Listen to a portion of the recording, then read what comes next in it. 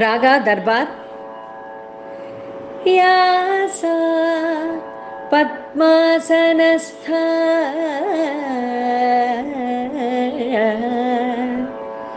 ವಿಪುಲ ಕಟಿತಟೇ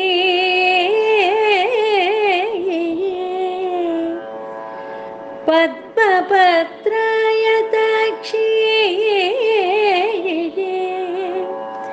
ಗಂಭೀರಾವರ್ತನಾಭಿಃ ಸ್ತನಭರನಮಿತಾ ಶುಭ್ರವಸ್ತ್ರೋತ್ತರೇ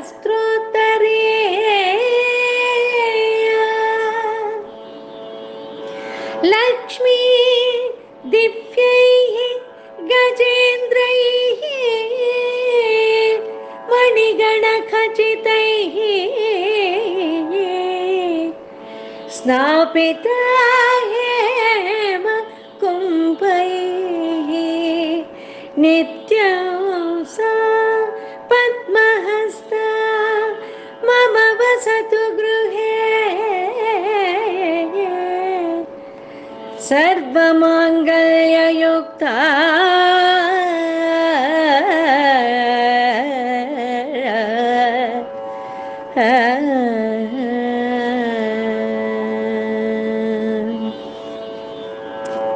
ಶ್ರೀ ಗುರುಭ್ಯೋ ನಮಃ ಪರಮಗುರುಭ್ಯೋ ನಮಃ ದೇವತಾಯೇ ನಮಃ ಭಾರತೀಸಾಯ ನಮಃ. ನುಡಿ ಶ್ರೀ ಹಂಸರಣಿ. ಲಕ್ಷ್ಮೀ ಶೋಭನದ 74ನೆಯ ಪದ್ಯದ ಭಾವಾನುವಾದವನ್ನು ಭಗವಂತ ನಮ್ಮಲ್ಲಿ ನಿಂತು ಯಥಾಶಕ್ತಿ ಯಥಾಮತಿ ಮಾಡಿಸಲಿ.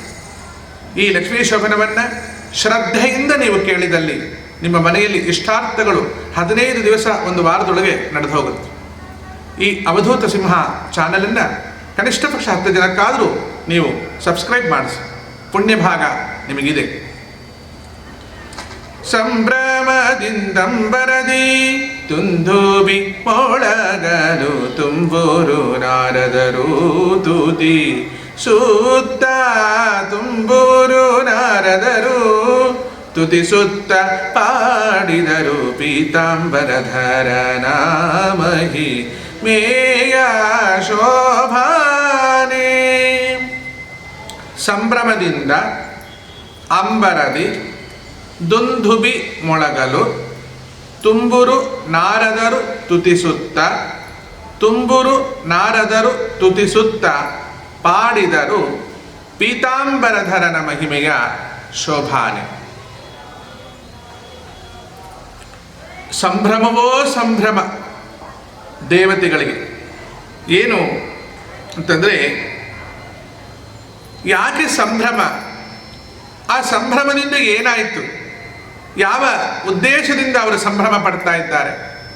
ಮನುಕುಲದವರೆಲ್ಲ ಎಲ್ಲ ದೇವತೆಗಳು ಸಂಭ್ರಮ ಪಡ್ತಾ ಇದ್ದಾರೆ. ಆ ಸಂಭ್ರಮದಿಂದ ಏನಾಯಿತು?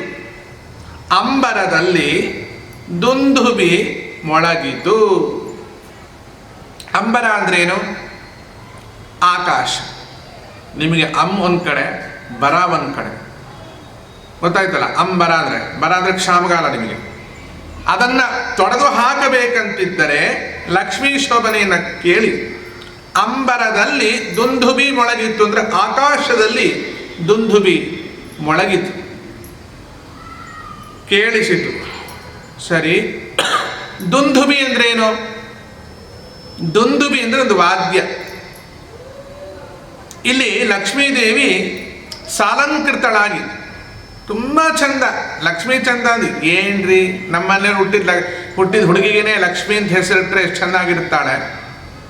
ಇಂಥ ಲಕ್ಷ್ಮಿಯ, ಕೋಟಿ ಲಕ್ಷ್ಮಿಯ ಅಂತರ್ಯಾಮಿ ಪರಮಾತ್ಮನ ಸಹೃದಯದ ರಾಣಿ ಲಕ್ಷ್ಮಿ ಹೇಗಿರುವೆ. ಪಶ್ಚಿಮಾಭಿಮುಖವಾಗಿ ಲಕ್ಷ್ಮೀದೇವಿ, ಪೂರ್ವಾಭಿಮುಖವಾಗಿ ಪರಮಾತ್ಮ ನಿಂತುಕೊಂಡಿದ್ದಾರೆ. ಮಧ್ಯದಲ್ಲಿ ಅಂತಃಪಟ ತೆರೆಯಲ್ಪಟ್ಟಿತು. ಅನೇಕ ಸಪ್ತ ಋಷಿಗಳೊಡನೆ ಕೊಡಗೂಡಿ 60,000 ಋಷಿಗಳು ವೇದ ಮಂತ್ರವನ್ನು, ಸೂರ್ಯ ಸೂಕ್ತವನ್ನು ಪಠನೆ ಮಾಡ್ತಾ ಇದ್ದಾರೆ. ಮುದಿ ಹೈದೆಯರು ಲಕ್ಷ್ಮೀದೇವಿಯನ್ನು ಸ್ತೋತ್ರ ಮಾಡ್ತಾ ಇದ್ದಾರೆ. ಎಲ್ಲರೂ ಜೀರಿಗೆ, ಬೆಲ್ಲ, ಗುಡ ಜೀರ, ಗುಡಜೀರ ಅಂದರೆ ಗುಡ ಅಂದರೆ ಬೆಲ್ಲ, ಗುಡಜೀರವನ್ನು ಆರೋಪ ಪರಮಾತ್ಮನ ಮೇಲೆ ಹಾಕ್ತಾ ಇದ್ದಾರೆ. ಅಷ್ಟು ಹೊತ್ತಿಗೆ ಆಕಾಶದಲ್ಲಿ ದೇವ ದುಂದುಬಿ ಮೊಳಗಲಿಕ್ಕೆ ಪ್ರಾರಂಭವಾಯಿತು. ದುಂದುಬಿ ಅನ್ನೋದೊಂದು ವಾದ್ಯ. ಈ ವಾದ್ಯ ಅನ್ನೋ ಶಬ್ದಕ್ಕೆ ಅರ್ಥ ಏನು? ವಾದ್ಯ ಅನ್ನೋ ಶಬ್ದಕ್ಕೆ ಅರ್ಥ ಏನು ಗೊತ್ತಾ? ವದತಿ ಇತಿ ವಾದ್ಯ. ವಾದ್ಯ ಅಂದ್ರೆ ವದತಿ ಇತಿ ವಾದ್ಯ. ನೋಡಿ, ಎಲ್ಲದಕ್ಕೂ ಸಂಸ್ಕೃತವೇ ಮೂಲ. ಯಾಕೆ ಹೇಳಿ? ವದತಿ ಅಂದ್ರೆ ಹೇಳೋದು, ಹೇಳೋದು ವಾದ್ಯ. ಅದಕ್ಕೆ ನಮ್ಮ ಉತ್ತರ ಕರ್ನಾಟಕದಲ್ಲಿ ಅವ ಒದರ್ಲಿಕ್ಕೆ ಹತ್ತಾನ್ರಿ ಅಂತ, ಒದರ್ಲಿಕ್ಕೆ ಹತ್ಯಾರ. ಇನ್ನೂ ಕೆಲವರು ಹೇಳ್ತಾರೆ ಅವನಿಗೇನು ವಾದ ಮಾಡ್ತಾನ್ರಿ? ವದತಿ ಅಂದ್ರೆ ಹೇಳೋದು, ವಾದ ಮಾಡೋದು, ಒದರೋದು, ವಚನ ಕೊಡೋದು, ಎಲ್ಲವೂ ವಾ ವಾ ವಾ. ನೋಡಿ, ಹೀಗೆ ವದತಿ ಇತಿ ವಾದ್ಯ. ಆ ಲೆಕ್ಕದಲ್ಲಿ ಈ ವಾದ್ಯಗಳಲ್ಲಿ ಏನು ಗೊತ್ತಾ? ಇವು ಶಬ್ದಾತ್ಮಕ, ನಾದಾತ್ಮಕ, ತರಂಗಾತ್ಮಕ. ಶಬ್ದ ಅಂದ್ರೇನು? ಇದು ಶಬ್ದ. ಅಲ್ಲಿ ನಾದ ಇದೆ ನೋಡಿ, ಇದೆ. ನೆಕ್ಸ್ಟ್ ತರಂಗ, ಅಲೆ. ಅಲೆಗಾಗಿ ನಮ್ಮ ಕಿವಿಯನ್ನು ಸೇರುವುದು. ಮೊದಲು ಬರೀ ಶಬ್ದ ಆಗೋದಷ್ಟೇ, ಅದು ಶಬ್ದ. ಅದರೊಳಗೆ ಒಂದು ಅಂತ ನೋಡಿ, ಮೊದಲು ಶಬ್ದ ಅಂತಲ್ಲ, ಅದು ನಾದ. ಅದು ಹರಡಿ ಹರಡಿ ತೇಲಿ ಬಂತಲ್ಲ, ಅದು ತರಂಗ. ವಾದ್ಯದಲ್ಲೂ ಇದೇ ಆಗೋದು. ಮೊದಲು ಶಬ್ದ ಆಗತ್ತೆ, ಒಳಗೆ ರಿದಮ್ ಹುಟ್ಟುತ್ತೆ,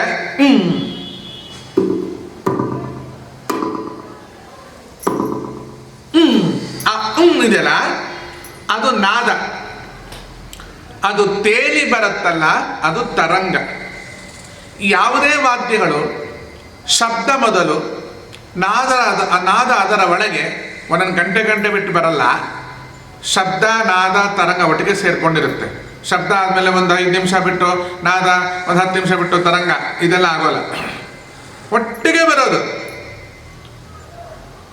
ನೋಡಿ, ಯಾವುದೇ ವಾದ್ಯ ವರ್ಣಾತ್ಮಕ ಶಬ್ದದಿಂದ ಅದು ಮಾತಾಡೋಲ್ಲ. ವರ್ಣಾತ್ಮಕ ಅಂದ್ರೇನು? ಅ ಆ ಇ ಈ ಒ ಓ ಎ ರೆ ಎ ಐ ಒ ಓ ಔ ಅಂ ಅಹ. ಇದು ವರ್ಣಾತ್ಮಕ. A B C D E F ವರ್ಣ, ಅಕ್ಷರಗಳ ಮೂಲಕ ಅದು ಹೇಳೋಲ್ಲ. ಅದು ಶಬ್ದ ಮತ್ತು ನಾದ ಮತ್ತು ತರಂಗಗಳ ಮೂಲಕ ಭಗವಂತನನ್ನ ಸ್ತೋತ್ರ ಮಾಡುತ್ತೆ. ನೋಡಿ, ಢಮ್ ಅಂತೀವಿ. ಢಮ್ ಅನ್ಬೇಕಾದ್ರೆ ಡಾ ಬಂತು, 0 ಬಂತು, ಇದು ವರ್ಣಾತ್ಮಕ. ರಮ್, ರಾ ಬಂತು, 0 ಬಂತು, ಇದು ವರ್ಣಾತ್ಮಕ. ಇಲ್ಲಿ ವರ್ಣಾತ್ಮಕವಿಲ್ಲ, ಶಬ್ದಾತ್ಮಕ. ಮಧು, ಇದು ಮೊದಲು ಶಬ್ದ. ಇದರ ಒಳಗೆ ರಿದಮ್ ಇದೆಯಲ್ಲ, ಅದು ನಾದ. ಅದು ತೇಲಿ ಬರುತ್ತಲ್ಲ, ಅದು ತರಂಗ. ಇಲ್ಲಿ ಯಾವುದೇ ಅಕ್ಷರ ಬರೋಲ್ಲ. ಅಂತೂ ಉಪನಿಷತ್ತು ಒಂದು ಮಾತು ಹೇಳುತ್ತೆ. ಏನು ಉಪನಿಷತ್ತು ಒಂದು ಮಾತು ಹೇಳುತ್ತೆ ಗೊತ್ತಾ? ಅದ್ಭುತವಾದ ಮಾತು ಹೇಳುತ್ತೆ. ಶಬ್ದಾತ್ಮಕ, ನಾದಾತ್ಮಕ, ತರಂಗಾತ್ಮಕನಾಗಿ ಪರಮಾತ್ಮನಿದ್ದಾನೆ. ಶಾಸ್ತ್ರ ಹೇಳ್ತಾ ಇದೆ, ಭೇರಿ ತಾಡನ ಮಾಡಿದ್ರೆ, ಭೇರಿ ಅಂತ ಹೇಳಿದ್ದಲ್ಲ, ರಣಭೇರಿ ಬೇರೆ, ದೇವಸ್ಥಾನದಲ್ಲಿ ಬಾರಿಸುವ ಬೇರೆ ಬೇರೆ. ಢಬ ಡಬ ಢಬ ಡಬ ಢಬ ಡಬ ಡಬ ಡಬ ಡಬ ಡಬ ಡಬ ಡಬ ಡಬ ಡಬ ಡಬ ಡಬ ಡಬ ಡಬ ಡಬ ಡಬ ಡಬ ಡಬ ಧಾಡ್ ಧಾಡ್ ಧಾಡ್ ಧಾಡ್ ಧಾಡ್ ಧಾಡ್ ಧಾಡ್ ಧಾಡ್. ಈ ಭೇರಿ ತಾನ ಮಾಡಿದ್ರೆ ಏನಾಗತ್ತೆ ಅಂದ್ರೆ ದೇವರ ಔದಾರ್ಯ ನಮಗೆ ಗೊತ್ತಾಗತ್ತೆ. ಔದಾರ್ಯ ಅಂದ್ರೆ ಏನು ಗೊತ್ತಾ? ಏನು ಉದಾರ ಬುದ್ಧಿರಿ ಅಂತವ್ರೆ. ಎಷ್ಟು ಒಳ್ಳೆಯ ಸ್ವಾಮಿಗಳು. ತಮ್ಮ ಮನಸ್ಸಲ್ಲಿ ಏನಿದ್ರೂ ಮುಚ್ಚಿಟ್ಕೊಳ್ಳೋದು, ಎಲ್ಲ ಕೊಟ್ಬಿಡ್ತಾರೆ. ಏನು ಕೇಳಿದ್ರೂ ಕೊಟ್ಬಿಡ್ತಾರೆ, ಯಾವ ಕಾಲಕ್ಕೆ ಕೇಳಿದ್ರೂ ಕೊಟ್ಬಿಡ್ತಾರೆ. ಎಷ್ಟು ಪ್ರೀತಿ ಮಾಡಿಬಿಡ್ತಾರೆ. ಇದಕ್ಕೆ ಔದಾರ್ಯ ಅಂತ ಹೇಳ್ತಾರೆ. ಭೇರಿ ತಾಡನವು ಕೂಡ ಭಗವಂತನ ಔದಾರ್ಯ ಗುಣಗಳನ್ನು ಹೇಳುತ್ತಂತೆ. ಹೇಗೆ ಹೇಳತ್ರಿ? ಭೇರಿ ತಾಡನದಿಂದ ಭಗವಂತನ ಔದಾರ್ಯ ಹೇಗೆ ನಮಗೆ ಗೊತ್ತಾಗತ್ತೆ ಗೊತ್ತಾ? ಭೇರಿ ತಾಡನ ಮಾಡಿದಾಗ ಒಂದು ಶಬ್ದ ಬರುತ್ತೆ ಅಥವಾ ಒಂದು ಸ್ವರ ಹೊರಡುತ್ತೆ. ಆ ಸ್ವರಕ್ಕೆ ಒಂದು ಅನುದಾತ್ತ ಅಂತ ಒಂದಿರುತ್ತೆ. ಅನುದಾತ್ತ ನೋಡಿ ತೋರಿಸ್ತೇನೆ. ಅನುದಾತ್ತ ಅಂದ್ರೆ ಹೇಗಿರುತ್ತೆ ಅಂದ್ರೆ,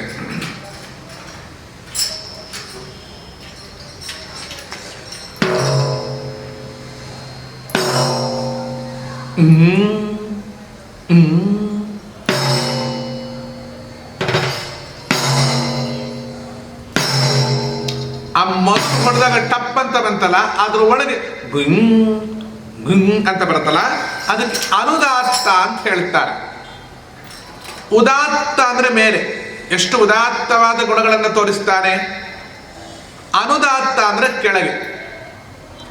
ಸ್ವರಿತ ಅಂದ್ರೆ ತೇಲಿಸುವುದು. ನಿಮ್ಗೊಂದು ಸೂಕ್ಷ್ಮವಾಗಿ ನಾನು ಹೇಳ್ತೇನೆ. ಅದು ಸಿನಿಮಾ, ನಿಮಗೆ ಸಿನಿಮಾ ಹಾಡಿನ ಮೂಲಕ ಹೇಳಿದ್ರೆ ಬೇಗ ಗೊತ್ತಾಗತ್ತೆ. ಸಹಸ್ರ ಶೀರ್ಷ ಪುರುಷ ಪುರು ನೋಡಿ ಉದಾತ್ತ. ಏ ಭೇದಂ ಏ ಭೇ ಅದು ಕೆಳಗೆ ಅನುದಾತ್ತ. ಸ್ವರಿತ ಅದು ಗೊತ್ತಾ? ಆ ಇದು ಸ್ವರಿತ. ಒಂದು ಸಿನಿಮಾ ಹಾಡು ಹೇಳ್ತೇನೆ ನೋಡಿ, ಅದು ಗೊತ್ತಾಗ್ತದೆ. ಬಾನಲ್ಲು ನೀ ನೀ ಅದು ಮಧ್ಯದಲ್ಲೇ ಇದೆ. ಭುವಿಯಲ್ಲು ನೀ ನೀ ಅದು ಅನುದಾತ್ತ. ಬಾನಲ್ಲು ನೀ ನೀ ಭುವಿಯಲ್ಲು ನೀ ಎಲ್ಲೆಲ್ಲು ನೀನೇ ನನ್ನಲ್ಲು ನೀ ನೀ ನೀ ನೀ ನೀ ಮತ್ತಿಲ್ಲ. ಉದಾತ್ತದಲ್ಲಿ ಅನುದಾತ್ತದಲ್ಲಿ ಆ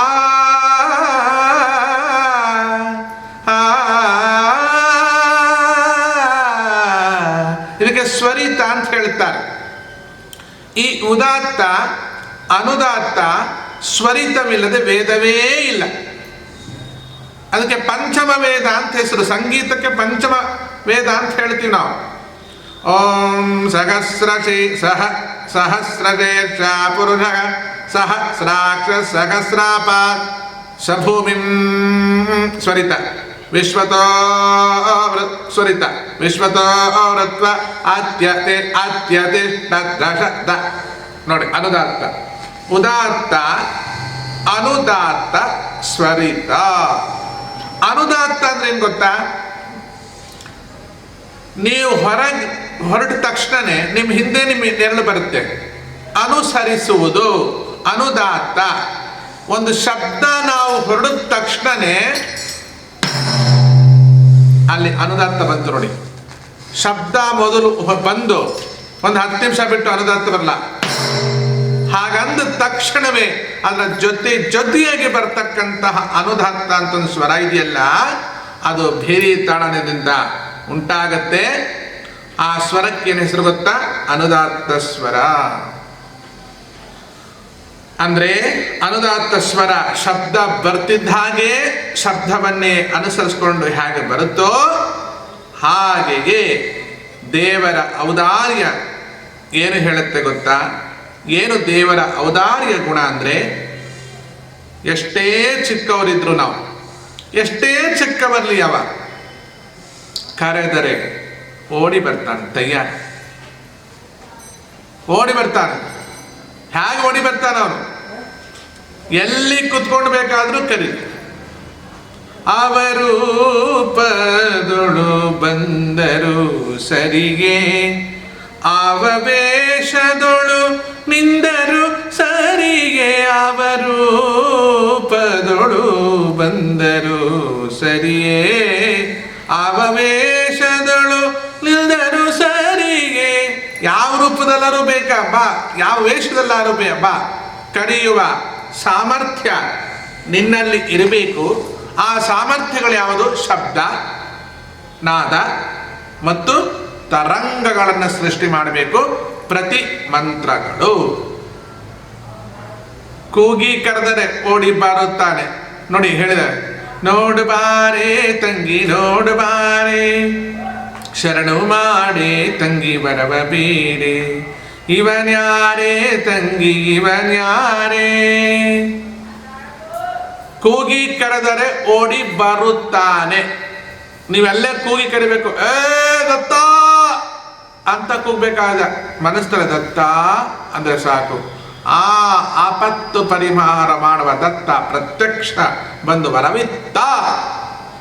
ಇದನ್ನು ಯಾಕೆ ಹೇಳ್ತಾ ಇದ್ದೀನಿ ಅಂದ್ರೆ, ದೇವರ ಔದಾರ್ಯ ವಾದ್ಯದಿಂದ ಹೇಗೆ ಉಂಟಾಗತ್ತೆ ಅಂದ್ರೆ, ನೀವು ಭೇರಿ ತಾಡನ ಮಾಡೋದ್ರಿಂದ ದೇವರ ಔದಾರ್ಯ ಗುಣ ಗೊತ್ತಾಗತ್ತೆ ಅಂತ ಹೇಳ್ತಾ ಇರೋದು ನಾನು. ಯಾಕೆಂದ್ರೆ ಸಂಭ್ರಮದಿಂದ ದೇವತೆಗಳು ಅಂಬರದೊಳಗೆ ದುಂದುಬಿಯನ್ನ ಮೊಳಗಿಸಿದ್ದಾರೆ. ದುಂದುಬಿಯನ್ನ ಮೊಳಗಿಸ್ಬೇಕಾದ್ರೆ ದುಂದುಬಿ ಅಂದ್ರೆ ಏನು ಅಂತ ನಾನು ಹೇಳಬೇಕಾಗಿದೆ. ಭೇರಿ ಬೇರೆ ಅಲ್ಲ, ದುಂದುಬಿ ಬೇರೆ ಅಲ್ಲ. ಭೇರಿ ಬೇರೆ ಅಲ್ಲ, ದುಂದುಬಿ ಬೇರೆ ಅಲ್ಲ. ನಗಾರಿ ಬೇರೆ ಅಲ್ಲ, ಭೇರಿ ಬೇರೆ ಅಲ್ಲ. ನಗಾರಿ ದಡ ದಡ ದಡ ದಡ ದಡ, ನಗಾರಿಗೆ ಭೇರಿ ಅಂತೀವಿ, ಭೇರಿಗೆ ದುಂದುಬಿ ಅಂತ ಹೇಳ್ತೀವಿ. ನೋಡಿ ಭಗವಂತ ಎಷ್ಟು ದೊಡ್ಡವರಿ. ಅವನ ದೊಡ್ಡತನ ಅದೆಷ್ಟುದ್ರಿ. ನಾನು ಅತಿ ಎತ್ತರದಲ್ಲಿದ್ದೇನೆ, ನಾನು ಸಾರ್ವಭೌಮ, ನಾನು ಪರಮಾತ್ಮ ಎನ್ನುವ ಅಹಂ ಇಲ್ಲದೇನೆ ಯಾರು ಕರೆದ್ರು ಅದು ಕರೆಯೋರು ಕರಿಬೇಕು, ಕೆರೆಯೋರು ಕರೆಯೋದಲ್ಲ. ಯಾರು ಕರೆದ್ರು ಭಕುತರ ಕರೆಗೆ, ಭಕುತರ ಪ್ರೀತಿಗೆ ಕ್ಷಣ ಮಾತ್ರದಿಂದ ಒದಗಿ ಬರ್ತಾನಲ್ಲ. ಹರಿಕಥಾಮೃತ ಸಾರದಲ್ಲಿ ಜಗನ್ನಾಥದಾಸರು ಹೇಳ್ತಾರೆ, ಭಗವಂತ ಬರಲಿಕ್ಕೆ ಗಂಟೆಗಟ್ಟಲೆ ತಪಸ್ ಮಾಡಬೇಕಾದಿಲ್ವೋ, ಕ್ಷಣ ಮಾತ್ರ ಸಾಕು. ಕರಿಯವನನ್ನ ಕರೆಯುವ ರೀತಿಯಲ್ಲಿ ಕರಿ. ಹೇಗೆ ಬರ್ತಾನೆ ಗೊತ್ತಾ? ಕಣ್ಣಿಗೆ ಯವೆಯದಲಿ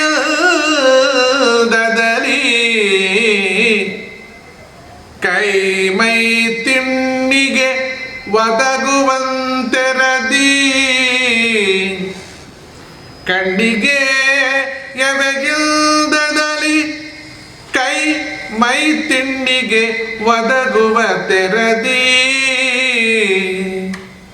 ಪಲ್ಗಳು ಪಣ್ಣು ಫಲಗಳನ್ನು ಅಗಿದು ಜಿಹ್ವೆಗೆ ರಸವನೀವಂತೆ, ಪುಣ್ಯ ಫಲವ ಈವಂದದಲ್ಲಿ ನುಡಿವೆಣ್ಣಿನಾಂಡದೊಳು, ನುಡಿವೆಣ್ಣಿನಾಂಡದೊಳು ಲಕ್ಷ್ಮಣನ ಅಣ್ಣನೊದಗುವ ಭಕ್ತರ ಅವಸರಕ್ಕೆ ಅಮರಗಣ ಸಹಿತ. ಹರಿಕಥಾಮೃತ ಸಾರ ಗುರುಗಳ ಕರುಣದಿಂದ ಆಪನಿತು ಪೇಳುವೆ, ಪರಮ ಭಗವದ್ಭಕ್ತರು ಇದನ್ನು ಆದರದಿ ಕೇಳುವುದು.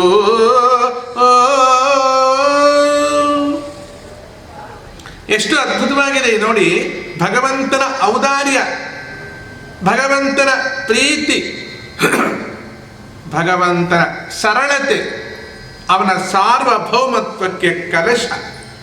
ಕೆಲವರು ಇರ್ತಾರೆ, ಅವ್ರ ಭೇಟಿಗೇನೆ ಕಷ್ಟ, ಅವ್ರ ಅಪಾಯಿಂಟ್ಮೆಂಟ್ ಕೊಡೋಕ್ಕೆ 3 ಜನ್ಮ ಸಾಲ ಮಾಡಬೇಕಾಗ, ಅಷ್ಟೊಂದು ದುಡ್ಡು, ಅಷ್ಟೊಂದು ಕಾಸು.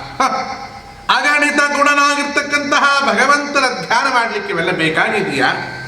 ಭಗವಂತ ಓಡಿ ಬರೋಲ್ವಾ ಕರೆದ್ರೆ?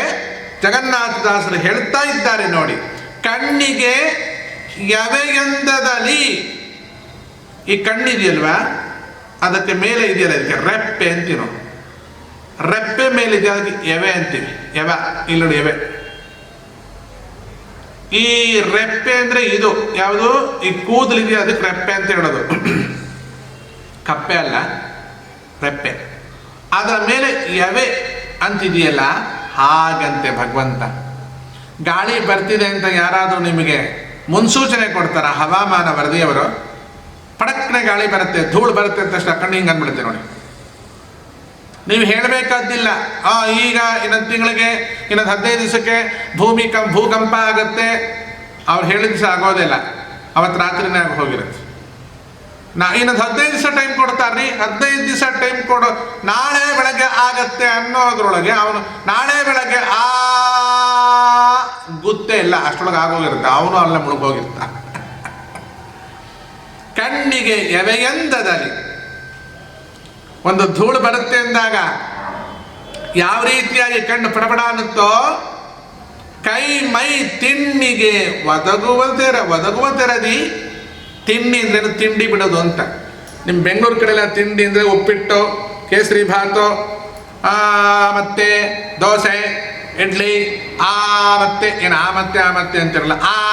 ತಿಂಡಿ ಮಾಡಿದಾಗ ಅಂತಿರಲ್ರಿ, ಏನೇನೋ ತಿಂಡಿಗಳು. ನಮ್ಮ ಧಾರವಾಡದ ಕಡೆ ತಿಂಡಿಗೆ ಏನಂತೀವಿ ಗೊತ್ತೇನ್ರಿ? ತಿಂಡಿ ಬಿಟ್ಟೈತಲ್ಲೇ ತಮ್ಮ ನಿನ್ನ ಮೈಗ, 2 ಬಿಡ್ಲೇನ ತಿಂಡಿ ಬಿಟ್ಟೈತೆ ತಮ್ಮ ನಿನ್ನ ಮೈಗ ಅಂದರೆ ಕೆರ್ತಕ್ಕ ತಿಂಡಿ ಅಂತೀವಿ ನಾವು. ಮೈ ಕೆಡಿಸ್ತಲ್ರಿ. ನೀ ಮೀಟಿದ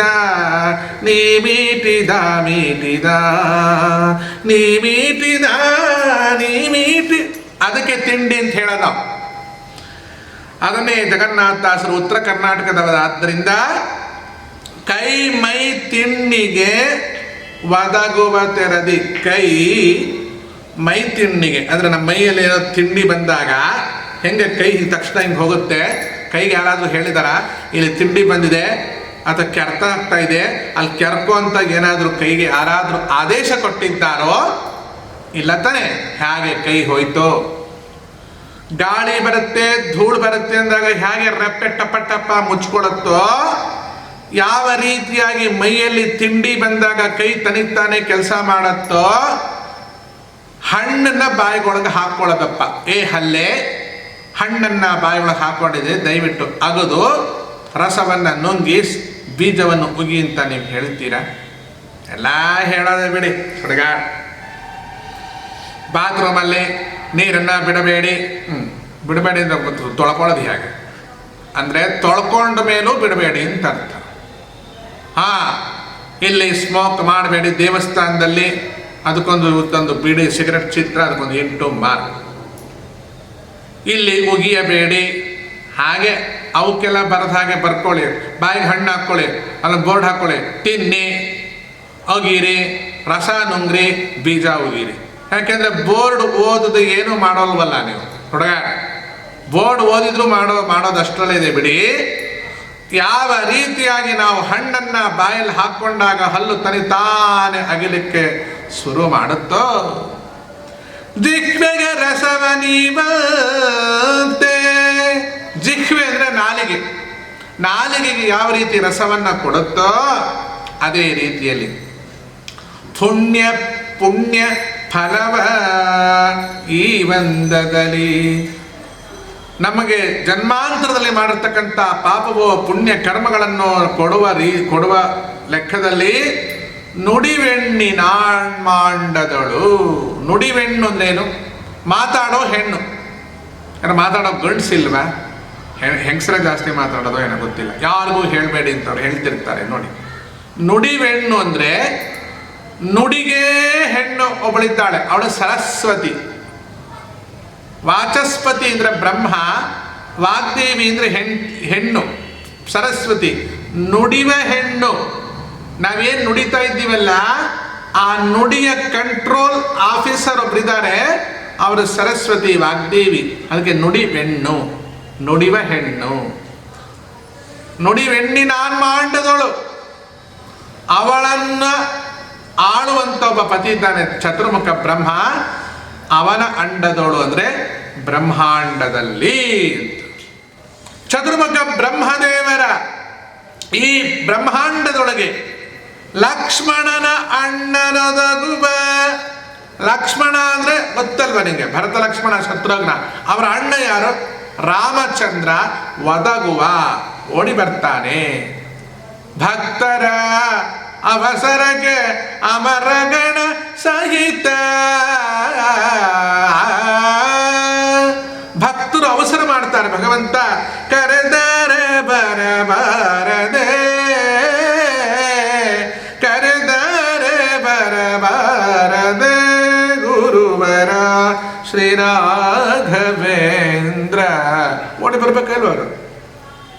ಬಾರೋ ಮನೆಗೆ ಗೋವಿಂದ ನಿನ್ನಂಘ್ರಿ ಕಮಲವ ತೋರೋ ಎನಗೆ ಮುಕುಂದ ನಲಿದಾಡು ಮನದಲ್ಲಿ ಮಾರ ಪಿತನೆ ಆನಂದ ಆನಂದ ಕಂದ ಕರೀತೀರಲ್ವಾ. ಕೃಷ್ಣ ಬಾರೋ ರಂಗ ಬಾರೋ ಕೃಷ್ಣಯ್ಯ ನೀ ಬಾರಯ್ಯ ಕರೀತೀರಲ್ವಾ. ಬಾಬಾ ಭಕುತರ ಹೃದಯ ಮಂದಿರ ಬಾಬಾ ಜಗದೋದ್ಧಾರ ಕರೀತಿರಲ್ಲ. ಬೇಗ ಬಾರೋ ವೇಲಾಪುರದ ಚಲ್ಲ ಬೇಗ ಬಾರೋ ವೇಲಾಪುರದ ಚಲ್ಲ ಬೇಗ ಬಾರೋ ವೇಲಾಪುರದ ಚಲ್ಲ ಅಯ್ಯ ಸಹಯ್ಯ ವಿಜಯ ಬೇಗ ಬಾರೋ ಧೀರ ಗಂಭೀರ ರಣಧೀರ ಬೇಗ ಬಾರೋ ರಣಧೀರ ಬೇಗ ಬಾರೋ ಅರೆ ಬೇಗ ಬಾರೋ ವೇಲಾಪುರದ ಚನ್ನ ಕರೀತಿರಲ್ರಿ. ಹಾಗೆ ಲಕ್ಷ್ಮಣನ ಅಣ್ಣನದೊಗುವ ಸರಿ ಬಲರಾಮನ ತಮ್ಮನದೊಗುವ ಹೇಳ್ಬೋದು. ಬಲರಾಮನ ತಮ್ಮ ಯಾರು? ಕೃಷ್ಣ. ಅದನ್ನು ಹೇಳ್ಬೋದು. ಲಕ್ಷ್ಮಣ ಅಣ್ಣ ರಾಮಚಂದ್ರ ಒದಗು. ನೋಡಿ ವಿಚಿತ್ರ ಇಲ್ಲಂದು. ಲಕ್ಷ್ಮಣ ಯಾರು? ಶೇಷ. ರಾಮ ಯಾರು? ಶೇಷ ಅಂದರೆ ಭಾಗಾಕಾರ ಮಾಡಿದ ಉಳಿಯುತ್ತಲ್ಲ ಸೊನ್ನೆ, ಅದಲ್ಲ. ಅಥವಾ ಹಾವು ಕಚ್ಚೋದು ನೀವು ನಿಶೇಷ, ಅಲ್ಲೂ ಸೊನ್ನೆನೇ ಆಗೋದು ಬಿಡಿ. ಹಾವು ಬೇರೆ ಅಲ್ಲ, ಶೇಷ ಬೇರೆ ಅಲ್ಲ. ಲಕ್ಷ್ಮಣ ಯಾರು? ಶೇಷದೇವರ ಅವತಾರ. ಶ್ರೀರಾಮಚಂದ್ರ ಯಾರು? ವಿಷ್ಣುವೇ. ಅವತಾರ ಅಲ್ಲ, ವಿಷ್ಣುವೇ.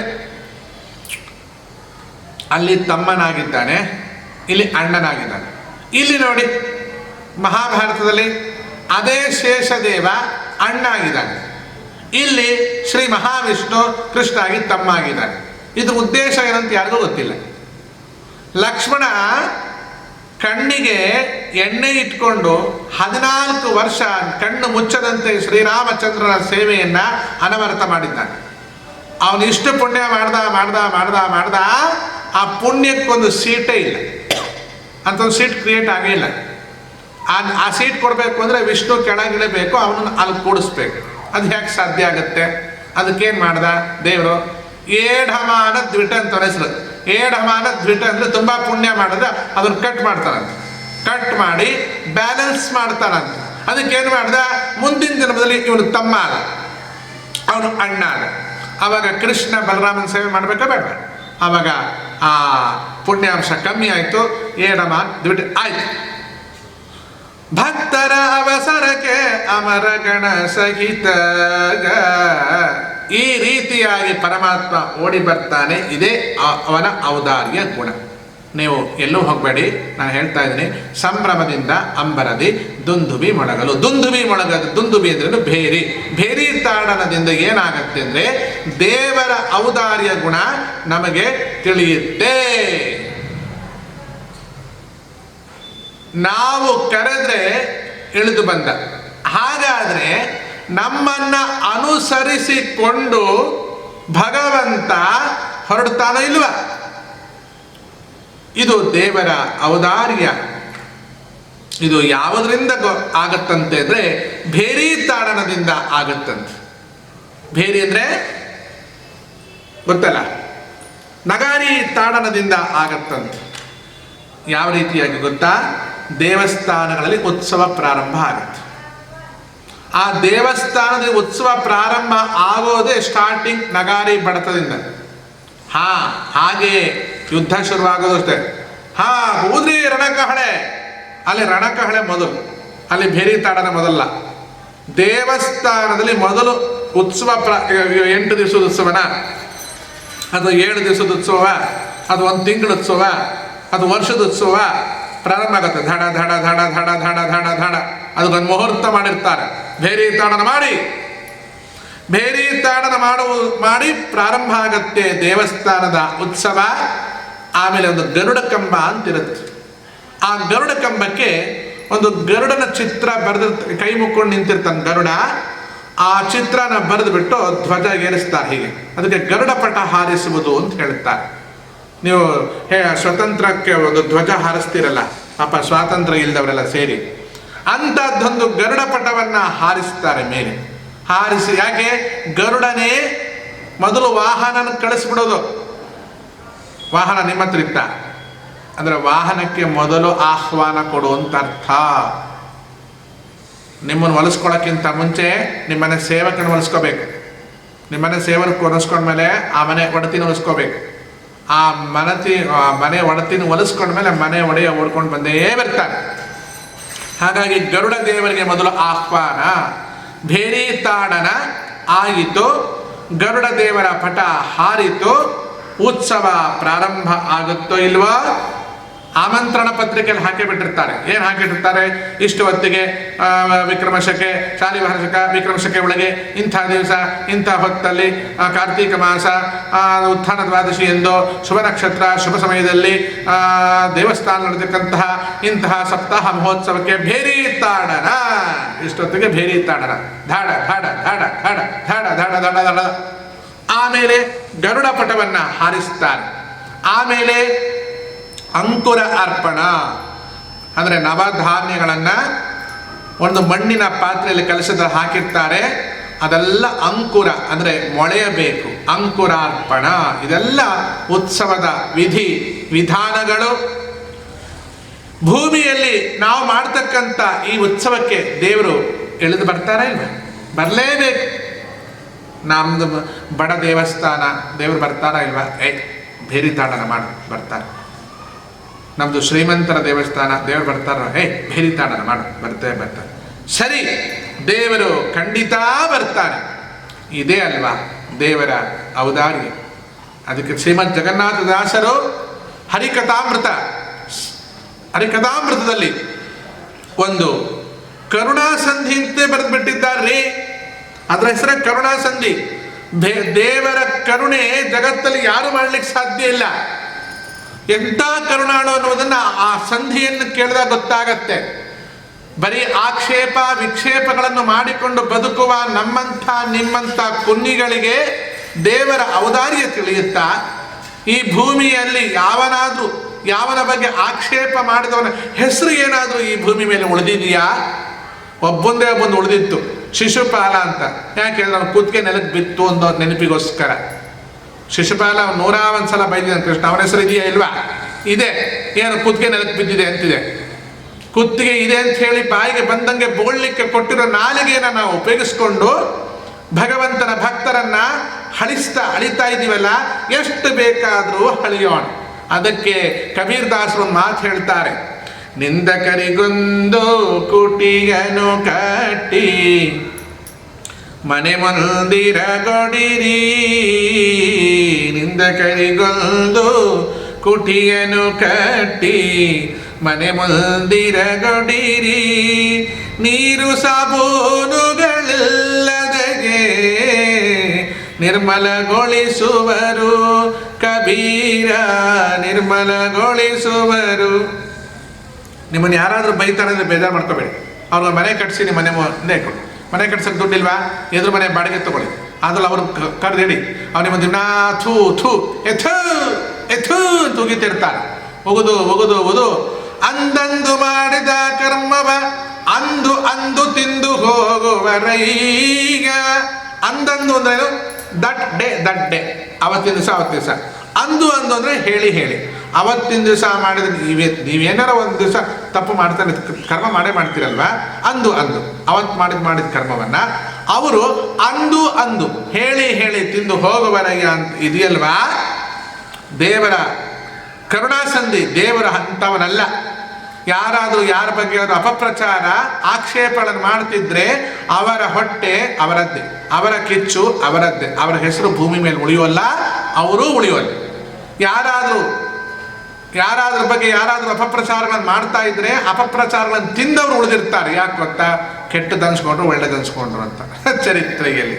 ಹೀಗೆ ಭಗವಂತನ ಔದಾರ್ಯಗಳನ್ನ ವದತಿ ಇತಿ ವಾದ್ಯಗಳು ವದತಿ ಹೇಳಲ್ಪಡುತ್ತವೆ. ಉದ್ದೇಶ ಏನು ಗೊತ್ತಾ?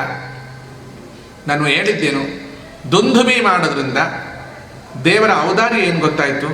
ಎಲ್ಲೋ ಇದ್ದ ಭಗವಂತ ನೀವು ಮಾಡುವ ಸಣ್ಣ ಉತ್ಸವಕ್ಕೆ ಓಡಿ ಬಂದ ಇಲ್ವಾ? ಇದೇ ಅಲ್ವಾ ದೇವರ ಔದಾರ್ಯ. ಅದನ್ನ ಏನು ಮಾಡುತ್ತೆ? ವಾದ್ಯಗಳು ಮಾಡುತ್ತದೆ. ಹೀಗೆ ದುಂದುಬಿ ವಾದ್ಯ, ದುಂದುಬಿ ವಾದ್ಯ ಏನು ಹೇಳುತ್ತೆ?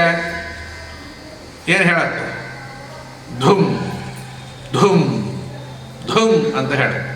ಅದಕ್ಕೆ ಯಾವ ವಾದ್ಯ ಧುಮ್ ಧುಮ್ ಎಂದು ಶಬ್ದ ಹೊರಡಿಸುತ್ತೋ ಅದರ ಹೆಸರು ದೊಂದು. ಧುಮ್ ಧುಮ್ ಮತ್ತು ಬಿ ಯಾಕೆ? ಬಿ ಅಂದರೆ ಎ ಅಂದರೆ ಬಿ ಆಗ್ಬೇಕಲ್ಲ, ಎ ಬಿ ಅಲ್ವಾ? C D. ಎ ಬಿ ಇರೋದೆಲ್ಲಿ? ಸಿ ಡಿ ಒಳಗಿದೆ. ಏನು? ಅಖಿಲಾಂಡ ಕೋಟಿ ಬ್ರಹ್ಮಾಂಡ ನಾಯಕ. ಎ ಅಂದರೆ ಅಖಿಲಾಂಡ, ಬಿ ಅಂದರೆ ಬ್ರಹ್ಮಾಂಡ ನಾಯಕ. ಎಲ್ಲಿದ್ದಾನೆ? ನಮ್ಮ ಹೃದಯ ಸಿ ಡಿ ಒಳಗಿದ್ದಾನೆ. ಆನ್ ಮಾಡಿ ನೋಡಿ, ಇಲ್ಲವೇ ಬಿಡಿ. ಅದಕ್ಕೆ ದುಂದುಬಿ ಅಂತ ಹೆಸರು. ನಾವು ಹಿಂದೆ ವಾದ್ಯಗಳ ವಿಚಾರ ಮಾಡಿದ್ದೇವಲ್ಲ. ಶ್ರೀಕೃಷ್ಣ ಮಠದಲ್ಲಿ ಬೆಳಗ್ಗೆ ಬೆಳಗ್ಗೆ ನಗಾರಿ ಶಬ್ದ ಆಗುತ್ತೆ. ಧಡ ಧಡ ಧಡ ಧಡ ಧಡ ಧಡ ಧಡ. ಪಕ್ಕದಲ್ಲೊಬ್ಬ ಡೋಲ್ ಗಂಟೆ ಇಟ್ಕೊಂಡಿರ್ತಾನೆ, ಪುಟ್ಟದೊಂದು ಡೋಲ್ ಅಂತ ಇಟ್ಕೊಡ್ತಾನೆ. ಅವನು ಢುಮ್ ಧುಮ್ ಢುಮ್ ಢುಮ್ ಢುಮ್. ಇದು ಧಡ್ ಧಡ್ ಧಡ್ ಧುಮ್ ಧಡ್ ಧುಮ್ ಧಡ್. ಎರಡೂ ಸೇರಿ ಧುಮ್ ಧೂಪಿ ಧುಮ್ ಧೂಪಿ ಧುಮ್ ಧೂಪಿ ಧುಮ್ ಧೂಪಿ ಆಗತ್ತೆ. ಅಂದ್ರೆ ದುಂದುಬಿ ಅಂದ್ರೆ ಅರ್ಥ ಆಯ್ತಾ? ಬರೀ ನಗಾರಿ ಅಲ್ಲ, ಬರೀ ನಗಾರಿ ಹೊಡೆದ್ರೆ ಆಗೋಲ್ಲ. ಈ ವಾದ್ಯ ಯಾವುದು? ನಗಾರಿ ಮತ್ತು ಡೋಲ್ ಗಂಟೆ ಎರಡೂ ಸೇರಿಸಿ ಕೂಡಿದಾಗ ಒಂದು ವಾದ್ಯ ಆಗುತ್ತೆ. ಅದಕ್ಕೆ ದುಂದುಬಿ ವಾದ್ಯ ಅಂತ. ಇದು ದೇವತೆಗಳ ವಾದ್ಯ. ಇದು ಎಲ್ಲಿ ಆಯಿತು? ಅಂಬರದಲ್ಲಿ ಸಂಭ್ರಮದಲ್ಲಿ ಇದು ಮೊಳಗಿದ್ದು. ಯಾಕೆ ಸಂಭ್ರಮ? ಯಾಕೆ? ನಮಗೆಲ್ಲ ಬರೀ ಭ್ರಮೆ ಇರೋದು, ದೇವತೆಗಳಿಗೆ ಸಂಭ್ರಮ ಇರೋದು. ಜಗತ್ತಿನ ತಂದೆ ತಾಯಿಗಳು ಲಕ್ಷ್ಮೀನಾರಾಯಣರು ಇವತ್ತು ಮಕ್ಕಳಾದ ನಮ್ಮ ಕಣ್ಣ ಮುಂದೆ ಜೊತೆ ಜೊತೆಯೇ ಸೇರ್ತಾ ಇದ್ದಾರೆ. ಎಂತಹ ಖುಷಿ, ಎಂಥ ಭಾಗ್ಯ, ಎಂಥ ಪುಣ್ಯ. ಕಂತು ಜನಕ ಶ್ರೀಕಾಂತರ ದರುಶನ. ಎಂಥ ಭಾಗ್ಯ, ಎಂಥ ಪುಣ್ಯ. ಕಂತು ಜನಕ ಶ್ರೀಕಾಂತರ ದರುಶನ. ಎಂಥ ಪುಣ್ಯ, ಎಂಥ ಭಾಗ್ಯ. ಜಗತ್ತಿನ ತಂದೆ ಶ್ರೀಮನ್ನಾರಾಯಣ, ಜಗತ್ತಿನ ತಾಯಿ ಶ್ರೀ ಮಹಾಲಕ್ಷ್ಮೀ ದೇವಿ ಇಬ್ಬರು ಜೊತೆ ಜೊತೆಯಾಗಿ ಸೇರ್ತಾ ಇದ್ದಾರೆ. ಸಪ್ತ ಋಷಿಗಳು, 60,000 ಶೌನಕಾದಿ ಋಷಿಗಳು, ದೇವತೆಗಳು ಎಲ್ಲರೂ ದುಂದುಬಿ ಮೊಳಗಿಸ್ತಾ ಇದ್ದಾರೆ. ಕಲ್ಯಾಣೋತ್ಸವ ನಡೀತಾ ಇದೆ. ಇಂತಹ ಒಂದು ಸುಂದರವಾದ ದೃಶ್ಯ. ಇದಾಗ ಸಂತೋಷ ಆಗದೆ ದುಃಖ ಆಗತ್ತ. ಮದುವೆ ಮನೆ ಸಂತೋಷವನ್ನು ಈಗೆಲ್ಲ ತುಂಬ ಹಿಂದೆ ನಾವು ಅನುಭವಿಸ್ತಾ ಇದ್ವಿ, ಈಗ ಅನುಭವಿಸ್ತಾ. ಏನ್ರಿ ಅದು? ತುಂಬ ಹಿಂದೆ ಅನುಭವಿಸ್ತಾ ಇದ್ವಿ ಅಂತ ಹೇಳ್ತೀರಾ, ಈಗ ಅನುಭವಿಸ್ತಿದ್ವಿ ಅಂತ. ಒಳ್ಳೆಯ ಊಟಗಳು, ಒಳ್ಳೆಯ ನೋಟಗಳು, ಆರೋಗ್ಯದಾಯಕವಾಗಿರ್ತಕ್ಕಂಥ ಸಂಭಾಷಣೆಗಳು, ಆರೋಗ್ಯಪ್ರದವಾಗಿರ್ತಕ್ಕಂಥ ಪ್ರಸಾದಗಳು ಹಿಂದಿನ ಮದುವೆಯಲ್ಲಿ ಸಿಗ್ತಾ ಇತ್ತು. ಈಗ ಮದುವೆ ಮನೆ ಊಟಕ್ಕೆ ಹೋದರೆ ದೇವರ ಕರುಣ ಅಲ್ಲ, ದೇವರ ಕರೋನಾ ವರ. ಸತ್ಯ ಅನುಭವಿಸ್ತೀವಷ್ಟು. ಗೊತ್ತಾಯ್ತದ ಕಾಣುತ್ತೆ. ಹಿಂದಿನ ಮದುವೆಗಳಿಗೆ ಹೋದಾಗ ಆರೋಗ್ಯವಾಗಿ ಬರ್ತಾ ಇದ್ವಿ. ಇವತ್ತೇನಾದರೂ ಒಂದು ಮದುವೆಗೆ ಹೋದರೆ ಅನುಭವಿಸ್ತೀವಲ್ಲ. ನಿಮ್ಮ ಭಾಷೆಯಲ್ಲಿ ಏನು ಹೇಳ್ತೀರಿ? ಖುಷಿಯಾಗಿದೆ. ಏನು ನಮ್ಮ ಭಾಷೆ ಆಗಿದೆ. ಇಷ್ಟೇ ಆಗೋಯ್ತಲ್ಲ ಹಣೆ ಬರ. ಆದರೆ ಇಲ್ಲಿ ಅನುಭವ ಏನಾಯಿತು? ಯಾಕೆ ಗೊತ್ತಾ? ನಿತ್ಯ ಮನೆಯಲ್ಲಿ ಏನಾಗುತ್ತೆ? ಅಪ್ಪ ಅಮ್ಮಂದು ಜಗಳವೋ ಜಗಳ. ಜಗಳ ಅಂದ್ರೇನು? ಜಗಳ ಅಂದ್ರೇನು? ಅದು 3 ಸೇರಲೇಬೇಕು. ಒಂದು ಅಪ್ಪ, ಒಂದು ಅಮ್ಮ, ಒಂದು ಮಕ್ಕಳು. ಇದು 3 ಜನ ಸೇರಿಬಿಟ್ಟು ಜಗಳ ಸ್ಟಾರ್ಟ್ ಆಗುತ್ತೆ. ಇಂಥ ಅಪ್ಪ ಅಮ್ಮ ಇಡೀ ದಿವಸ ಲಬ ಬಾಯಿ ಪಡ್ಕೊತಾನೇ ಇರ್ತಾರೆ. ಏನೋ ಒಂದಿನ ಪುಣ್ಯಾಂಶ ಇದ್ದಕ್ಕಿದ್ದಾಗೆ ಹೆಂಡತಿ ಹೇಳ್ತಾರೆ, ರೀ ಹೇಳ್ತೀನಿ ರೀ, ಹಾಂ ಎದ್ದೆ, ಏನಿದೀಗ ಅವರಪ್ಪ ಕೂಗು. ಅವತ್ತಾಗ ಕೂಗಲಿಲ್ಲ ರೀ, ಎದ್ಬಿಟ್ಟ, ಏನೇ ಚೆನ್ನಾಗಿದೆಯಾ.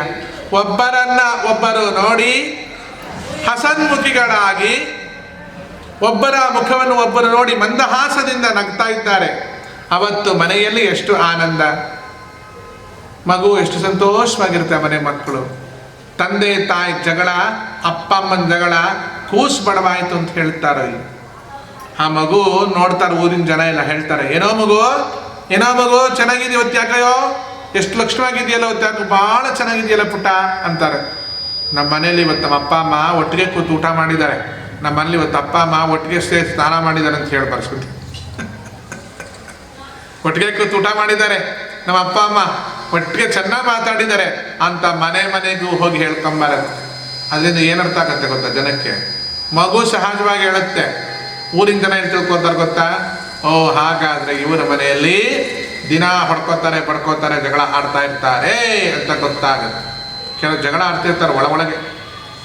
ಗಂಡಂಗೆ ಬೆಡ್ಶೀಟ್ ಹೊಚ್ಬಿಡೋದು ಹೆಂಡತಿ, ಬಡ ಹಿಕ್ಕೊಂಡು ಹೇರೋದು. ನಾನು ನನ್ನ ಕಣ್ಣಿಂದ ನೋಡಿದ್ದೀನಿ ರೀ. ಒಬ್ಬ ಮನುಷ್ಯ ಇದ್ದರು, ಅವ್ರ ಹೆಸರು ಆರಾಧ್ಯ ಅಂತ. ಹಿಂದಿನ ಹೆಸರು ಹೇಳೋಲ್ಲ, ಯಾಕೆಂದರೆ ಆರಾಧ್ಯ ಅವ್ರ ಸರ್ನೇಮ್. ಎಷ್ಟೋ ಜನ ಬೇಕಾದ್ರೆ ಆರಾಧ್ಯರು ಇರ್ಬೋದು. ಒಬ್ಬ ಆರಾಧ್ಯರ ವಿಚಾರ ಹೇಳ್ತೀನಿ. ಅವ್ರ ಹೆಂಡತಿ ಒಂದು ಗಜಮಾರಮ್ಮ ಅಂತ, ಒಳ್ಳೆ ಆನೆ ದಪ್ಪ. ಅವಪ್ಪ ಬ್ಯಾಡಗಿ ಮೆಣಸಿನ್ಕಾಯಿ ಥರ ಇದ್ದ. ನಾನೊಂದು ದಿವಸ ಕೇಳಿದೆ, ರೀ ಆರಾಧ್ಯರೇ, ನಿಮ್ಮ ಹೆಂಡತಿಯನ್ನು ನೀವು ಎಷ್ಟು ಚೆನ್ನಾಗಿ ಕಾಪಾಡಿದ್ದೀರಿ, ಆಕೆ ನೋಡಿದ್ರೆ ಇಡೀ ದುರ್ಗನೇ ಸುತ್ತೋಷ್ಟು ರೌಂಡ್ ಆಗಿದ್ದಾಳೆ, ನೀವ್ಯಾಕ್ರಿ ಹಿಂಗೆ ಬ್ಯಾಡಗಿ ಮೆಣಸಿನ್ಕಾಯಿ ಥರ ಇದ್ದೀರಾ, ಬಾಳ್ಕ ಮೆಣಸಿನ್ಕಾಯಿ ಥರ ಇದ್ದೀರಾ ಅಂದೆ. ಸ್ವಾಮಿ ನಿಮ್ಮ ಹತ್ರ ಮಾತಾಡಬೇಕು. ಏನು ಇಲ್ಲೇ ಮಾತಾಡಿದೆ, ಬೇಡ ಬೆಟ್ಟಕ್ಕೆ ಹೋಗೋಣ್ರಿ, ಬೆಟ್ಟಕ್ಕೆ ಹೋಗಿ ಗುಟ್ಟಾಗಿ ಮಾತಾಡೋಣ ಬನ್ನಿ. ಹೋದೆ. ಅವ್ರು ಹೇಳಿದ್ರು, ಸ್ವಾಮಿ ನನ್ನ ಹೆಂಡತಿಗೆ ಇದ್ದಕ್ಕಿದ್ದಂಗೆ ಸಿಟ್ಟು ಬರುತ್ತೆ, ನಂಗೆ 5 ಜನ ಮಕ್ಕಳು ಹುಟ್ಟಿದ್ದಾರೆ, ದೇವರ ದಯದಿಂದ, ಆಕೆಯ ಪರಮಾನುಗ್ರಹದಿಂದ. ಈ 3 ಜನಕ್ಕೂ ಒಂದ್ಸಲ ಶೀಟಿ ಹೊಡಿತಾಳಂತ, ಶೀಟಿ ಹೊಡಿತಾಳಂತ್ರಿ. ಹೊಡೆದ ತಕ್ಷಣ 5 ಜನ ಮಕ್ಕಳು ಬಂದ್ಬಿಡ್ತಾರಂತೆ. ಅವರಪ್ಪನ ತಳ್ಳಿಬಿಡ್ತಾರೆ, ಧವಲ್ ಅಂತ ತಳ್ತಾರಂತೆ. ಆದ್ಮೇಲೆ ತಳ್ಳಿ 2 ಕಾಲ ಮೇಲೆ 2 ಮಕ್ಕಳು ಕೂತ್ಕೊಂತಾರಂತೆ, ಇನ್ನು 2 ಕೈ ಮೇಲೆ ಇನ್ನೊಬ್ರು ಮಕ್ಕಳು ಕೂತ್ಕೊತಾರಂತೆ. ಕೂತ್ಕೊತಿದ್ದಂಗೆ ಒಂದು ಬಟ್ಟೆ ಅಂಗಡಿಲಿ ಒಂದು ಕೋಲು ಸಿಗುತ್ತೆ, ಬಟ್ಟೆನ ಸುತ್ತಾರಲ್ಲ, ಆ ಸುತ್ತೋ ಕೋಲಿಗೆ ಅದೇನೋ ಒಂದು ಸಂಸ್ಕಾರ ಮಾಡ್ತಾಳಂತ ಹೆಣ್ಮಗಳು. ಮಾಡಿ ಆಮೇಲೆ ಅದರ ಪ್ರಯೋಗ ಮಾಡ್ತಾಳಂತೆ. ಆ ನಂತರ ಅವನು ಲಭ ಪಡ್ಕೋತಾರಂತೆ. ಹೀಗೆ ಆಗಿ ಒಂದು ರಕ್ತ ಎಲ್ಲ ನೆಲಕ್ಕೆ ಸೋರಿ ಹಾಗೆ ಬ್ಯಾಡಗಿ ಮೆಣಸಿನ್ಕಾಯಿ ಆಗಿದೆ. ಈ ಥರ ಚಿಕಿತ್ಸೆಗಳನ್ನು ಕೊಡೋರಿದ್ದಾರೆ ರೀ. ಆದರೆ ಅಂಥವ್ರು ಒಂದು ದಿವಸ ಬಂದಾದಾಗ ಮಕ್ಕಳಿಗೆ ಅದೆಷ್ಟು ಖುಷಿಯಾಗಿತ್ತು. ನಿತ್ಯ ಜಗಳ ಆಡೋ ಗಂಡ ಹೆಂಡತಿಯರೇ ಒಂದು ದಿವಸ ಮನೆಯಲ್ಲಿ ಸೇರಿದಾಗ ಎಷ್ಟು ಸಂತೋಷ ಆ ಮನೆ ಮಕ್ಕಳಿಗಾಗತ್ತಲ್ವಾ. ಅವನು ಹೇಳ್ತಾನೆ, ನಮ್ಗೆ ಯಾಕ್ರಿ ಹಿಂಗೆಲ್ಲ ಮಾಡ್ತೀರಾ ಅಂತ ಕೇಳಿದ್ರೆ ಹೇಳ್ತಾರವರು, ನಾವು ಏನೋ ಉಪ್ಪು ಖಾರ ತಿನ್ನಲ್ವಾ, ಉಪ್ಪು ಖಾರ ತಿಂದ್ರೆ ಏನು ಕೋಪ ಬರಲ್ವಾ ರೀ? ಅದನ್ನು ಕೋಪದಿಂದಲೇ ಹೇಳ್ತಾರೆ. ಯಾತಕ್ರಿ ಅದು? ನಿಧಾನ ಕೇಳಿ. ಉಪ್ಪು ಖಾರ ತಿಂತೀವಪ್ಪ, ನಮಗೂ ಕೋಪ ಬರುತ್ತೆ ಅಂತ ಹೇಳಿ ಅಲ್ವಾ? ಯಾಕ್ರಿ ನಾವು ಉಪ್ಪು ಖಾರ ತಿನ್ನಲ್ವಾ? ಉಪ್ಪು ಖಾರ ತಿನ್ನೋದಕ್ಕೆ ಕೋಪ ಬರೋದು, ಅದೇನು ಸಲ ಕೇಳ್ತೀರಾ? ನನಗೇನಾದ್ರೂ ಕೋಪ ಬಂದರೆ ನೋಡಿ ಏನಾಗ್ಬಿಡುತ್ತೆ? ಏನೂ ಆಗಲ್ಲ. ಕೋಪ ಬಂದು ನೀನು ಎದೆ ಹೊಡ್ಕೊಂಡು ಎದೆ ಬರಿಷ್ಠ ಆಗೋಗುತ್ತೆ. ಕೋಪ ಮಾಡ್ಕೊಂಡ್ರೆ ಮಾಡ್ಕೊ, ನನಗೇನು ಸಂಬಂಧ. ಹೀಗೆ ಅಲ್ಲೆಲ್ಲ ಹಾಗಾದರೆ ಆಗಲಿ. ಜಗಳ ಬೇಕಾದರೆ ಹಾಕ್ಕೊಳ್ಳಿ ಬಿಡ್ರಿ, ಜಗಳ ಬೇಕಾದಷ್ಟು ಆಗಲಿ, ಜಗಳ ಪರಿಹಾರ ಆಗಬೇಕಲ್ವ? ಜಗಳ ಪರಿಹಾರ ಆಗಬೇಕು. ಜಗಳ ಪರಿಹಾರ ಆಗಬೇಕಾದ್ರೆ ಅಲ್ಲೊಂದು ಪ್ರಧಾನ ಪಾತ್ರ ಇದೆ, ಯಾವುದು ಗೊತ್ತಾ? ಹೆಂಡತಿ. ಆದ್ದರಿಂದ ಅವಳನ್ನು ಮೊದಲು ಚಂದ್ರನಿಗೆ ಮದುವೆ ಮಾಡಿಕೊಡ್ಬೇಕು, ಒಳ್ಳೆ ಮನಸ್ಸನ್ನು ಕೊಡ್ತಾನೆ ಚಂದ್ರ. ಎರಡನೆಯದಾಗಿ ಅವಳನ್ನು ಗಂಧರ್ವನಿಗೆ ಕೊಡಬೇಕು, ಅವನು ಒಳ್ಳೆ ಮಾತನ್ನು ಕೊಡ್ತಾನೆ. ಮೂರನೆಯದಾಗಿ ಅವಳನ್ನು ಅಗ್ನಿಗೆ ಮದುವೆ ಮಾಡಬೇಕು, ಅವಳು ಅಗ್ನಿ ಸ್ವರೂಪಳಾಗಿರ್ತಾಳೆ. ಮನೆಯಲ್ಲಿ ಇಂಥ ಪ್ರಸಂಗಗಳೆಲ್ಲ ಬಂದಾಗ ಅವಳು ಎಲ್ಲ ಪಾಪಗಳನ್ನು ಸುಡುವಂಥ ಶಕ್ತಿ ಅವಳಲ್ಲಿ ಬೇಕೇ ಬೇಕು. ಇದರಿಂದ ಮತ್ತೊಂದು ಮಾತು ಹೇಳಲ್ಲ, ಏನು ಹೇಳಬೇಕು? ಧರ್ಮದಲ್ಲಿ ನಾನು ಒಂದು ಕೆಲಸ ಮಾಡಿದ್ದೇನೆ ಗೊತ್ತಂಟ, ಅದಕ್ಕೆ ತಾಳಿ ಅಂತ ಹೇಳ್ತಾರೆ. ತಾಳಿ ಯಾತಕ್ಕೆ ಕಟ್ಟೋದು? ಯಾತಕ್ಕೆ ಕಟ್ಟೋದು ನಮ್ಗೇನು ಗೊತ್ತು, ಕಟ್ಟಿಸ್ಕೊಂಡವ್ರು ಕೇಳಿ. ತಾಳಿ ಅಂದ್ರೆ ಏನ್ರಿ? ಕಾಫಿ ಕೊಡೆ ಸ್ವಲ್ಪ ತಾಳಿ ರೀ, ನಾನು ಸ್ವಲ್ಪ ಅರ್ಜೆಂಟ್ ಅಂಗಡಿಗೆ ಹೋಗ್ಬೇಕು, ಸ್ವಲ್ಪ ತಾಳಿ. ತಾಳುವಿಕೆಗೂ ಇಲ್ಲ. ತಾಳಿ, ತಾಳು ಅಂದ್ರೆ ಏಕವಚನ, ತಾಳಿ ಅಂದ್ರೆ ಬಹುವಚನ. ನೀವೆಲ್ಲರೂ ತಾಳಿ ಅಂದ್ರೆ ಸ್ವಲ್ಪ ನಿಧಾನ ಮಾಡಿ ಅಂತ ಅಷ್ಟೇ ಅರ್ಥ. ಅದಕ್ಕೆ ನಾನೇನು ಮಾಡಿದ್ದೀನಿ ಗೊತ್ತಾ? ಧರ್ಮವೆಂಬ ಭಗವಂತನ ನಾಮವೆಂಬ ಲಕ್ಷ್ಮೀನಾರಾಯಣರೆಂಬ 2 ತಾಳಿಗಳನ್ನು ನಿಮಗೆ ಕಟ್ಟಿಬಿಟ್ಟಿದ್ದೇನೆ. ಏನ್ರಿ ನೀವು ನಮಗೆ ತಾಳಿ ಕಟ್ಟಿದ್ದೀರೋ? ಹೌದು, ಏನು ತಪ್ಪಿಲ್ಲ. ತವ್ರ ಮನೆ ತಾಳಿನ ತವ್ರ ಮನೆ ತಾಳಿಯನ್ನು ಗೌರಿ ಪೂಜೆಯಲ್ಲಿ ತಾಯಿ ಮಗಳಿಗೆ ತಾನೇ ಕಟ್ಟೋದು, ಏನು ತಪ್ಪಿಲ್ಲ. ನಾನು ನಿಮಗೆ ತಾಳಿಯನ್ನು ಕಟ್ಟಿದ್ದೇನೆ. ಯಾತಕ್ಕೋಸ್ಕರ ಗೊತ್ತಾ? ನಾನು ಒಂದು 5-6 ತಿಂಗಳು ಪ್ರವಚನ ಮಾಡ್ತೀನಿ, ನೀವು ತಾಳಿ, ನಿಧಾನಕ್ಕೆ ತಾಳಿ. ಈಗೆಲ್ಲ ನೀವು ಮುತ್ತೈದೆಯರು, ನಾನು ತಾಳಿ ಅಂತ ನಿಮಗೊಂದು ತಾಳಿ ಕಟ್ಟಿದ್ದೀನಿ, ಭಗವಂತನ ನಾಮವೆಂಬ ತಾಳಿಯನ್ನು ಕಟ್ಟಿದ್ದೀನಿ, ನೀವು ತಾಳಿ. ಈ ಪ್ರವಚನವನ್ನು ನೀವು ತಾಳ್ಮೆಯಿಂದ ಕೇಳಿ ಅಂತ ಅಲ್ವಾ ತಾಳಿ ಕಟ್ಟಿರೋದು. ಸರಿ, ಹುಡುಗಿಗಲ್ವಾ ತಾಳಿ ಕಟ್ಟೋದು? ಹುಡುಗನಿಗೆ ತಾಳಿ ಕಟ್ಟೋದು ಅಂತ ಎಲ್ಲಾದರೂ ಉಂಟಾ? ಮುಂದೆ ಶುರುವಾಗ್ಬೋದ ಏನೋ ಗೊತ್ತಿಲ್ಲ. ಹುಡುಗಿಗೆ ತಾಳಿ ಕಟ್ಟೋದು. ಹಾಗೆ ತಾಳಿ ಕಟ್ಟಿಕೊಳ್ಳೋದಕ್ಕೊಂದು ಮುಹೂರ್ತ ಇದೆ. ತಾಳಿ ಕಟ್ಟೋದಕ್ಕೊಂದು ಮುಹೂರ್ತ, ತಾಳಿ ಬಿಚ್ಚೋದಕ್ಕೊಂದು ಮುಹೂರ್ತ ಇಲ್ವಾ? ಇದೆ. ಸುಲಗ್ನ ಸಾವಧಾನ, ಸುಮುಹೂರ್ತ ಸಾವಧಾನ ಅಂತ ತಾಳಿ ಕಟ್ಟೋದಕ್ಕೊಂದು ಮುಹೂರ್ತ. ಲಕ್ಷ್ಮೀನಾರಾಯಣ ಧ್ಯಾನ ಸಾವಧಾನ ಅಂತಿದೆ. ಇನ್ನೊಂದಿದೆ, ಸುಲಗ್ನ ಸಾವಧಾನ, ಸುಡೈವರ್ಸು ಜೀವದಾನ ಅಂತಿದೆ. ಅದಕ್ಕೊಂದು ಮಂತ್ರ. ಸುಲಗ್ನ ಸಾವಧಾನ, ದುರ್ಲಗ್ನ ಸಾವಧಾನ, ಸುಡೈವರ್ಸು ಜೀವದಾನ ಅಂತಂದಿದೆ. ಆ ಥರ ಆಗಬಾರ್ದು. ತಾಳಿ ಕಟ್ಟಲಿಕ್ಕೊಂದು ಮುಹೂರ್ತ, ಕಟ್ಟಿದ ತಾಳಿ ತಾಳ್ಲಿಕ್ಕೊಂದು ಮುಹೂರ್ತ. ಮದುವೆ ಮನೆಯಲ್ಲಿ ಅನೇಕ ಸಮಸ್ಯೆಗಳು ಬರಬಹುದು. ಈ ಎಲ್ಲ ಸಮಸ್ಯೆಗಳ ಪರಿಹಾರಕ್ಕೋಸ್ಕರ ಹುಡುಗ ಏನು ಮಾಡ್ತಾನೆ? ತಾಳಿ. ಯಾರನ್ನ? ಹುಡುಗಿಗಲ್ಲ, ಹುಡುಗಿಯ ಬಂಧುಗಳನ್ನು ತಾಳಿ ತಾಳಿ ಅಂತ ಹೇಳ್ತಾನೆ. ಯಾಕೆ ಅಂದರೆ ನಾವೆಲ್ಲರೂ ಬೆಟ್ಟದ ಮೇಲಿಂದ ಹಾರು ಬಂದಿರೋ ಮಂಗಣ್ಣಗಳು, ನೀವೆಲ್ಲ ತಾಳಿ. ನಾವು ಬಂದರ್ ವಂಡರ್ ಲೋಕದಿಂದ ಬಂದ ಬಂಡರ್ಗಳು ನಾವು. ದಯವಿಟ್ಟು ತಾಳಿ, ಇಂತಹ ತಾಳಿಯ ಮಹಿಮೆ, ಅದು ತಾಳಿನ ಎಲ್ಲರೂ ತಳ್ಕೋಬೇಕು. ಇಲ್ಲಿದ್ದವರೆಲ್ಲ ಹೊನ್ನಾಳಿ ಒಳಗೊಂದು ಮದುವೆ ಆಗಿತ್ತು, ಯಾರ್ದಂತ ಕೇಳಬೇಡಿ. ಮದುವೆಗೆ ದಿಬ್ಬಣ ಹೊರಟಿತ್ತು. ದಿಬ್ಬಣದಲ್ಲಿ ವರ ಕೂತಿದ್ದಾನೆ. ವರನ ತಾಯಿ, ವರನ ತಂಗಿ, ವರನ ತಮ್ಮ, ಸಂತೆ ವಾರಕ್ಕಾಗಷ್ಟೊಂದಿಷ್ಟು ಜನ. ಅವ್ರ ಮನೆಯಲ್ಲಿ ನಾಯಿ ಇತ್ತು, ಅದು ಟಾಮಿ ಅಂತ, ಅದನ್ನು ಕೂಡಿಸ್ಕೊಂಡಿತ್ತು. ಅಲ್ರಿ, ನಾಯಿನ ಮುಹೂರ್ತಕ್ಕೆ ಕರ್ಕೊಂಡು ಹೋಗೋದುಂಟಾ? ಕರ್ಕೊಂಡೋಗಿದ್ದಾರೆ ನೋಡಿ. ಕರ್ಕೊಂಡು ಹೋಗಿ ಆ ನಾಯಿಯನ್ನು ಅಲ್ಲೇ ಕೂಡಿಸ್ಕೊಂಡ್ರು.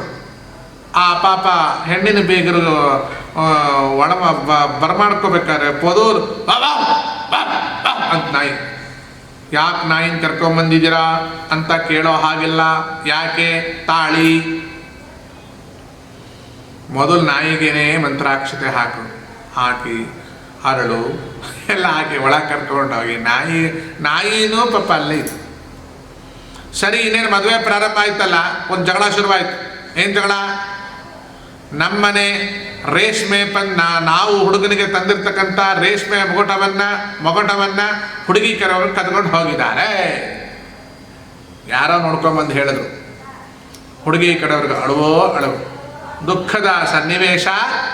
ನೋಡಿದ್ರೆ ಹುಡುಗಿ ಕಡೆಯವ್ರು ತಂದಿರೋ ಮುಗುಟ, ಹುಡುಗನ ಕಡೆಯವ್ರು ತಂದಿರೋ ಮುಗುಟ ಒಂದೇ ಕಲರ್, ಒಂದೇ ಅಂಗಡಿಯಿಂದ ತಂದುಬಿಟ್ಟಿದ್ದಾರೆ ನೋಡಿ. ಅಲ್ಲೊಂದು ಮಿಸ್ಅಂಡರ್ಸ್ಟ್ಯಾಂಡಿಂಗ್.